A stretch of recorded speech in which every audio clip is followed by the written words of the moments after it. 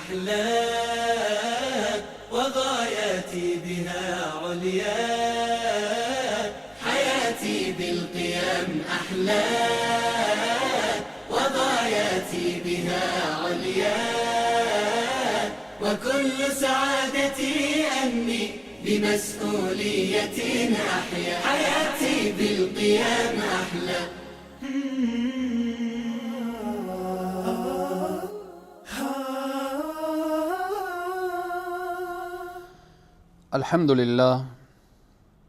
الحمد لله حمدا كثيرا طيبا مباركا فيه، والصلاة والسلام على سيد الأنبياء والمرسلين حبيبنا ونبينا ومولانا محمد وعلى آله وأصحابه ومن تبعهم بإحسان إلى يوم الدين.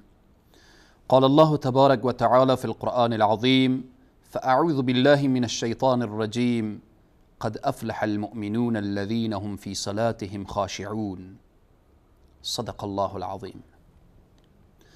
خدمت همه عزیزان و بزرگواران، خواهر و برادر، پیر و جوان، همه بینندگان عزیز و گرامی، السلام علیکم و رحمت الله تعالی و برکاته. همه شما عزیزان و بزرگواران را در این برنامه‌ای که تحت عنوان آداب اسلامی است شما را خوش آمدید میگویم. قبل از این برنامه پیرامون آداب روز جمعه و نماز جمعه اشاره مختصر داشتیم. حالا پیرامون آداب نمازی که میخوانیم، نماز چقدر تأکید شده، چقدر رسول اکرم صلی الله علیه و سلم به این رکنی که از ارکان اسلام هست تأکید فرمودن. الله سبحانه و تعالی میفرمایه: قد افلح المؤمنون الذين هم في صلاتهم خاشعون. قد به تحقیق که رستگار شدن مؤمنینی که، کدام مؤمنین؟ آنهایی که، یعنی رستگاران، مؤمنینی که در فوز و فلاح و رستگاری قرار گرفتن، الذین هم فی صلاتهم خاشعون، آنهایی که در نماز خود خاشع هستند، خشوع، تواضع، فروتنی قلبی دارن، تواضع قلبی دارن، خشیت الهی را در دل پیدا کردن، تواضع ظاهری و باطنی دارن و نماز خود را با خضوع و خشوع ادا می کنن. نماز رکنی از ارکان اسلام هست. شبانه روز 5 وقت نماز هست.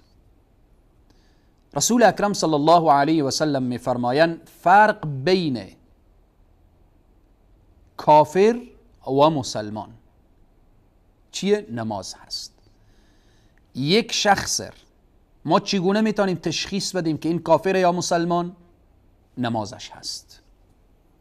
اگر نماز خواند مسلمان هست، میفهمیم، میدانیم که این انسانیه که مسلمانه. اگر نماز نخواند و باور به نماز نداشت، اعتقاد به نماز نداشت، که 100 مرتبه هم کلمه بگه، لا اله الا الله بگه، کافر هست. نماز خیلی مهمه. الله سبحانه و تعالی میفرمایه: ان الصلاة تنهى عن الفحشاء والمنکر. اگر نماز درست و صحیح خوانده شد، انسان را از فحشا و منکر، از هر نوع کار زشت و ناروای انسان را باز می‌داره. به اینه که میگه نقش معکوسی نگین از سجده میگردد درست، سرنوشت واژگون را راست میسازد نماز. میخواید مشکلات تو حل بشه، درست نماز بخوان. مشکلات دینی و دنیوی، رنج داری، مشکلات داری، مشقت سر تو آمده استعینوا بالصبر والصلاة، نماز بخوان. غم و اندوه بر سر تو ریخته، نماز بخوان و این نماز رو درست بخوان. چگونه درست خوانده میشه؟ آداب نماز را رعایت بکن. از جمله آداب نماز اخلاص هست. نماز را به خاطر الله بخوان.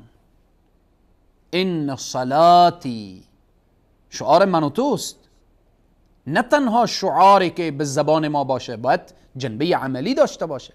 ان صلاتی و نسکی و محیای و مماتی لله رب العالمین لا شریک له.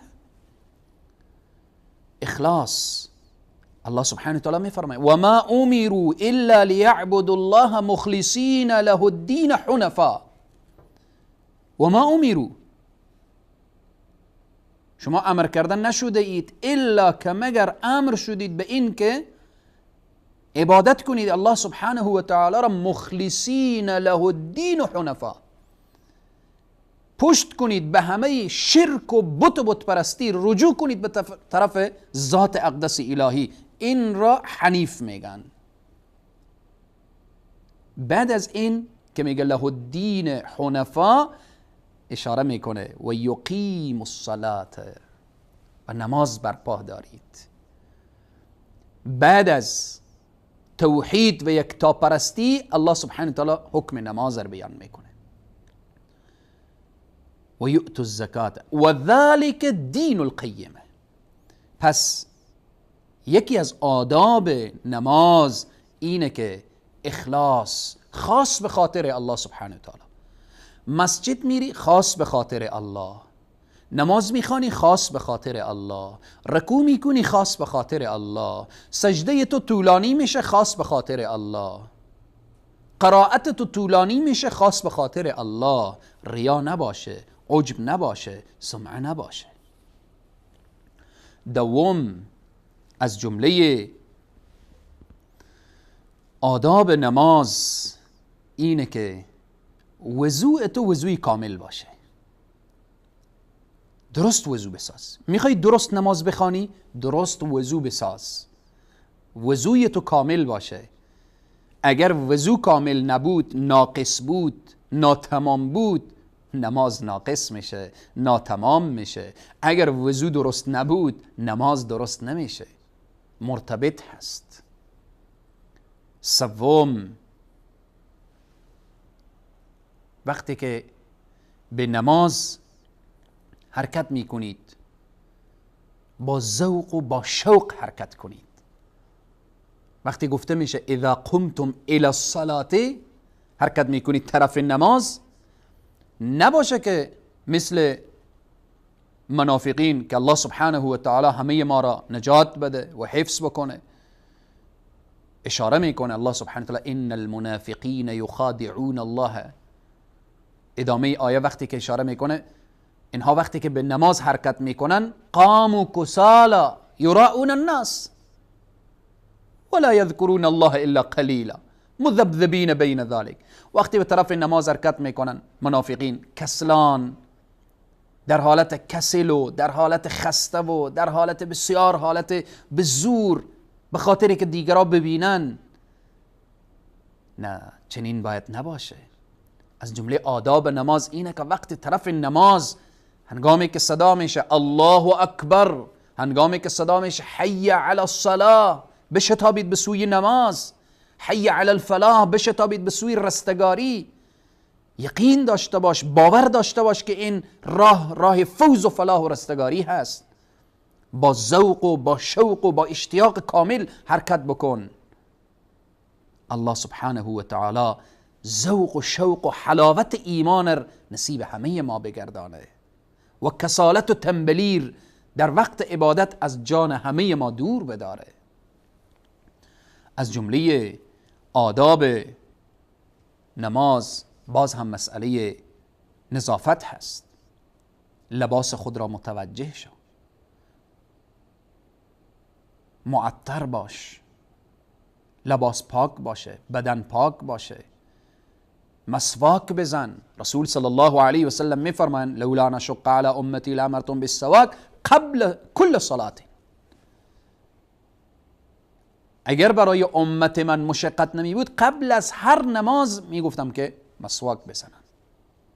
مسواک فواید داره، رضایت الله به دست می آیه، امراض ظاهری و باطنی از وجود انسان دور میشه. نکته دیگری که ارتباط به آداب صلات هست اینه که انسان باید مواظبت و پایبندی به جماعت داشته باشه، خصوصا مسجدی که نزدیک خانه هست. انسان بره به اون مسجد تا اینکه حکمت و فوایدی که در نماز جماعت هست اونها را بفهمه، از حال همسایه فقیر واقف بشه، از حال یک مریض واقف بشه، از حال یک مستمند واقف بشه، از وضعیت و اوضاع محل و منطقه واقف بشه. از جمله آداب نماز هست. موضوع دیگری که پیرامون نماز و آداب نمازه اینه که در جلسه که پیرامون آداب مساجد بود اشاره نمودیم، بازم تعلق میگیره به مسئله آداب نماز، اینه که صف اول را از دست ندهید. وقتی در نماز استاده شدید تلاش کنید که تا صف درست و صحیح باشه. رسول صلی الله علیه وسلم میفرمایند فإن تسویة الصفوف من اقامة الصلاة فإن تسویة الصفوف من تمام الصلاة. باید صف راست باشه. در صفوف راست ملائکه دعا میکنن برای آنهایی که تلاش کردن تا صف راست باشه. رسول اکرم صلی الله علیه و سلم میفرمایند بهترین صف برای رجال، برای مردان صف اول هست و بدترین صف اخیر هست. پس باید تلاش بشه تا صف اول به دست بیایه. همچنین از جمله آداب صلات اینه که وقتی که در نماز انسان استاده میشه به آیات رحمت میرسه و با آیات عذاب میرسه گریه کنه. گریه‌ای که فقط به خاطر ترس از الله سبحانه و تعالی و پی بردن به عظمت پروردگار عالم، گریه نباشه از روی درد، از روی مصیبت، از روی رنج. این گریه نماز انسان را اگر به خاطر گریه دنیوی بود این نماز انسان را فاسد میکنه، که انسان یادش از قرضداریش بیایه به جای نماز گریه کنه، یادش از بالاخره از مسائل دنیوی و خسران تجارتش بیایه گریه کنه. این گریه فایده نداره. در جای نماز آیاتی که تلاوت میشه با تدبر، با غور، با فکر انسان تلاوت بکنه. از جمله آداب نماز اینه که انسان وقتی که به نماز استاده شد، وقتی که در قیام هست سجدگاه خود را نگاه بکنه، جایی که سجده میکنه. وقتی که به قعده نشسته هست چنان سرش پایین نباشه که رویش از قبله گشتانده شده باشه و چنان بلند نباشه که رویش از سینه اش گشتانده شده باشه. از جمله آداب نماز اینه که هنگامی که سر به سجده میگذاره تسبیح به تحلیل پروردگار عالم داشته باشه. هنگامی که از سجده بالا میشه بین سجدتین در حال این دعا باشه رب اغفر لی. هنگامی که از رکوع بلند میشه سمع الله لمن حمده ربنا ولك الحمد حمدا كثيرا طيبا مباركا فيه. الله اکبر. نماز از ابتدا وقتی که شروع میشه به نام مبارک الله، الله اکبر، تا لحظه ای که انسان سلام میده السلام علیکم و رحمت الله.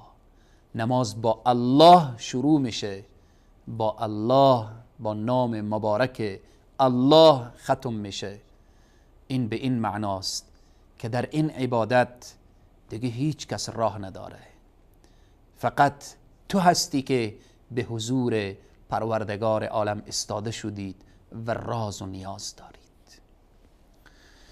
از جمله آداب نماز اینه که تلاش بکن که در جای نماز وساوس شیطانی برای تو دست ندهد، وسوسه نشوید. به حضور پروردگار عالم ثابت قدم.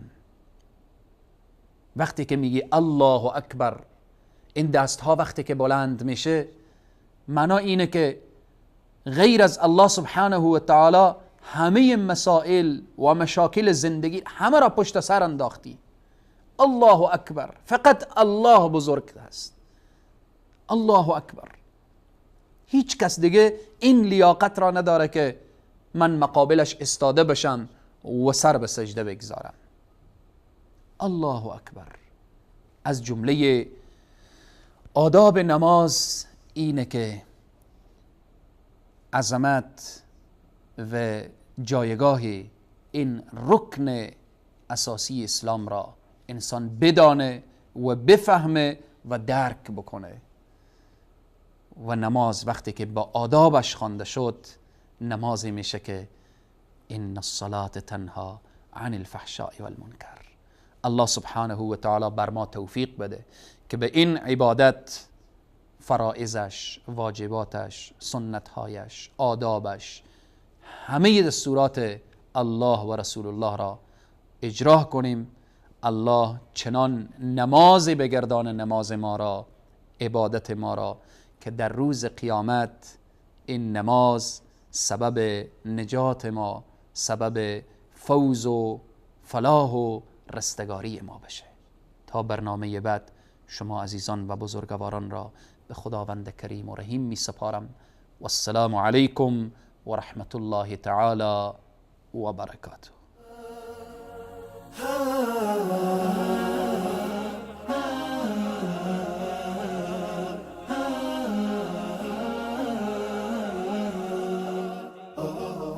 حياتي بالقيام أحلى وغاياتي بها عليا. حياتي بالقيام أحلى وغاياتي بها عليا. وكل سعادتي أني بمسؤولية أحيا. حياتي بالقيام أحلى.